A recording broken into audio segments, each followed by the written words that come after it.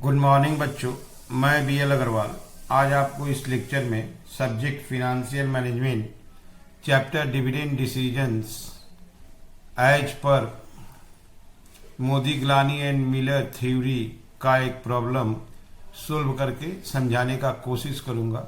उम्मीद करूंगा आपको जरूर से जरूर समझ आ जाएगा। ठीक है, ये रख दिया आपके सामने एक प्रॉब्लम। ओमेगा कंपनी जिसका कॉस्ट ऑफ इक्विटी 10% है। कॉस्ट ऑफ इक्विटी मतलब के। Market value of firm is 20 lakh. Okay, 20 रुपया पर शेयर। 20 रुपया पर शेयर का मतलब हो गया P0 20 रुपया।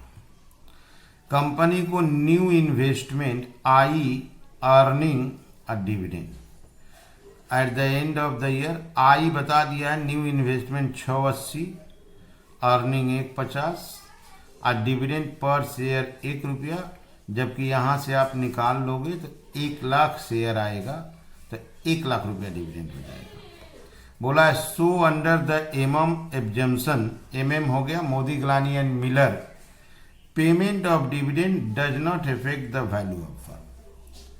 तो अंडर एमएम मॉडल आपको ये बताना है डिविडेंड पे करे या डिविडेंड पे न करे, वैल्यू ऑफ फर्म के ऊपर कोई इफेक्ट नहीं होता है। तो पहले हमको इसको बनाना होगा when dividend is not paid, पूरा सम सोल्व करके वैल्यू ऑफ फर्म निकाल देना। फिर डिविडेंड इज पेड, अगेन पूरा सम सोल्व करके वैल्यू ऑफ फर्म निकाल देंगे। तो देखेंगे दोनों केस में वैल्यू ऑफ फर्म सेम आया, तो हम लोग लिख दे सकते हैं आराम से कि dividend payment of dividend does not affect the value of firm under MM model. ठीक है, चलिए इसको सोल्व करके देखते हैं। हेडिंग देते हैं Modi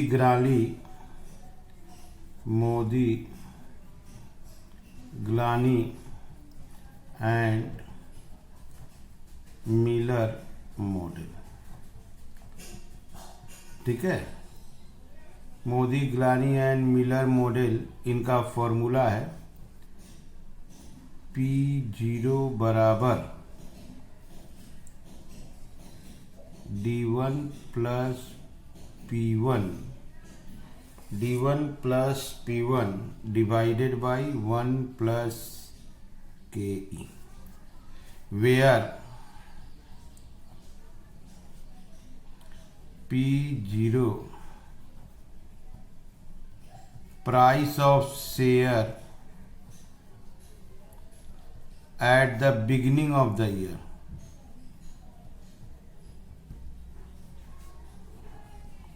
price of share at the beginning of the year. अब P1 price of the share at the end of the year. साल के शुरू में जो शेयर का दाम होगा उसको P0 से डिनोट करेंगे, और साल के लास्ट में जो शेयर का दाम होगा उसको P1 से डिनोट करेंगे। D1 dividend per share, KE cost of equity capital. Okay, अब चलिए ये पता लगाते हैं किसी भी प्रॉब्लम में P0 P1 D1 और KE। P0 देगा तो P1 कैलकुलेट करेंगे, P1 देगा तो P0 कैलकुलेट करेंगे। चलिए आज पर क्वेश्चन सोल्व करते हैं। सबसे पहले एक नंबर बनाते हैं when dividend is not paid. मान लेते हैं कि डिविडेंड नहीं दिया जाएगा। D1 plus P1 1 plus K, where P0 ये आपका 20 रुपया है, D1 0 है, कॉस्ट ऑफ इक्विटी 10%। तो 20 रुपया बराबर 0 plus P1 1 plus 0.10, 0 plus P1 22, तो P1 आ गया आपका 22 रुपया। अगर हम लोग डिविडेंड पे नहीं करें तो हमारा वैल्यू पर शेयर 22 रुपया आया when dividend is not paid. Okay, अब हम यहां निकालेंगे number of new equity share. ये एक नंबर था, number of new share to be issued, that is N1 निकालेंगे। N1 equal to I investment minus earning ND1 are divided by P1, where I था investment, E आपका था earning, N number of share, D1 तो जानते हैं dividend 0 बोला हुआ है तो D1 डायरेक्ट 0 कर दिए। ओके, तो D1 को 0 कर दिए गया क्योंकि डिविडेंड तो बोला है कि डिविडेंड 0 करके बनाना है। यहां लाते हैं इन्वेस्टमेंट, तो इन्वेस्टमेंट आई बताया था 6,80,000, अर्निंग 1,50,000, नंबर ऑफ शेयर 1,00,000। ठीक है, अब P1 तो जानते थे 22 रुपया आया है। अब इसको फिलअप करते हैं, 6,80,000 माइनस 1,50 माइनस 1,00,000 शेयर 0। अब P1 22, 6,80,000, आइए 0 हो जाएगा 1,50, अब 22, 6,80,000 से 150, 5,30,000 डिवाइडेड बाई 22।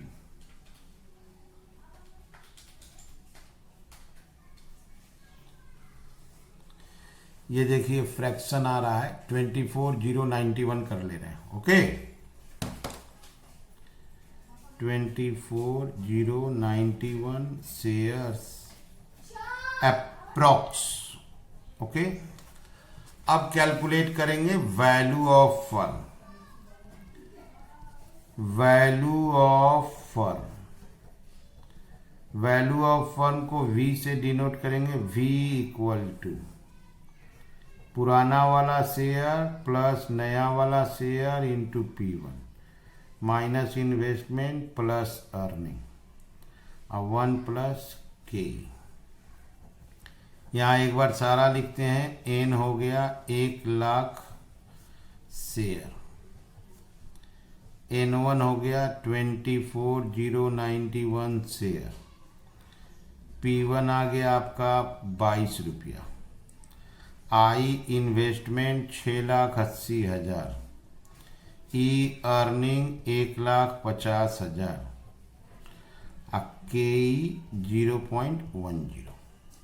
सारा क्वेश्चन में था पुराना शेयर 1,00,000, नया शेयर कैलकुलेट हुआ था, P1 कैलकुलेट हुआ था, I दिया था 680, अर्निंग था 1,50 और K 10%। अब इसको यहाँ फिलअप करना है। पुराना शेयर 1,00,000 प्लस 24,091 इंटू 22 रुपया, इन्वेस्टमेंट 680, अर्निंग 1,50, 1 प्लस 0.10। इसको पहले प्लस करते हैं, 1,24,091 इंटू 22 रुपया करते हैं, ये आया 27,30,002 माइनस ये 680 है और 1,50 उसमें से माइनस हो जाएगा, 5 30 अब 1.1 ओके। अब उसमें से वो 27 30 माइनस कर दिए, ऊपर आ गया 22 002 1.1।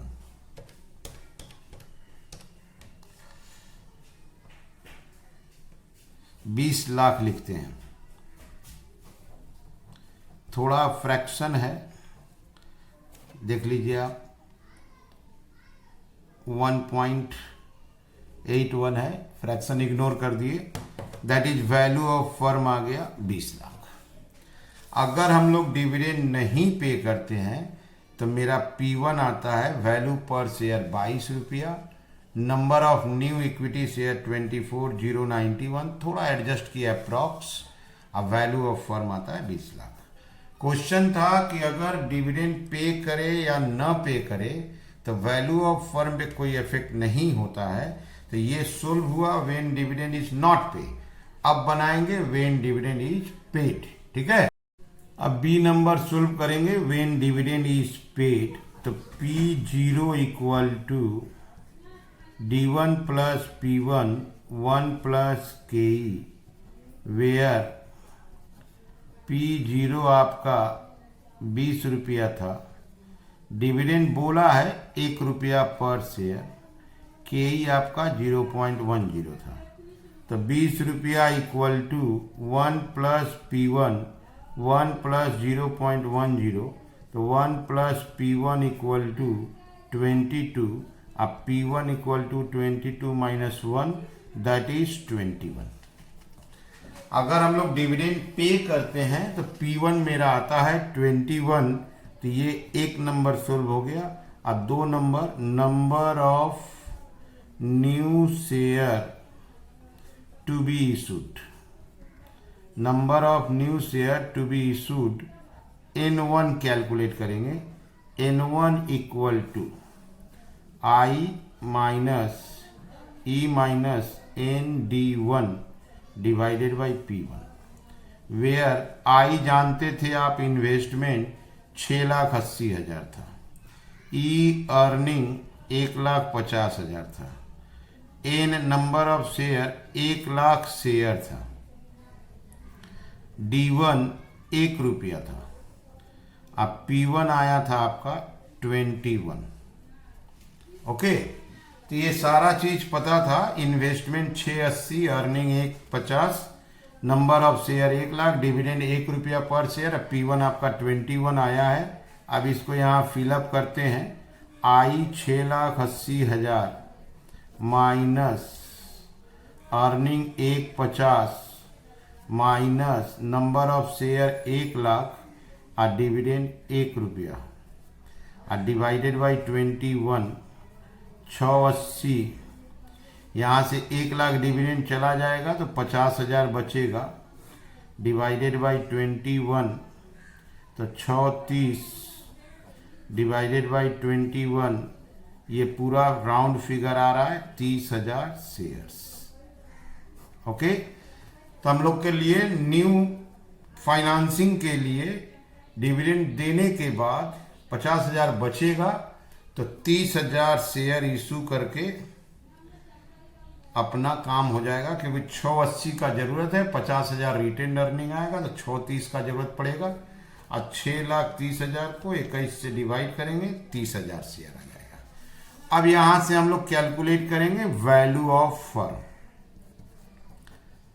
Value of firm, value of firm को V से डिनोट करना है। V equal to N plus N1 into हो रहा है P1 minus I plus E 1 plus KE, where N 1,00,000 share, पुराना शेयर 1,00,000 था, N1 30,000 शेयर, ओके।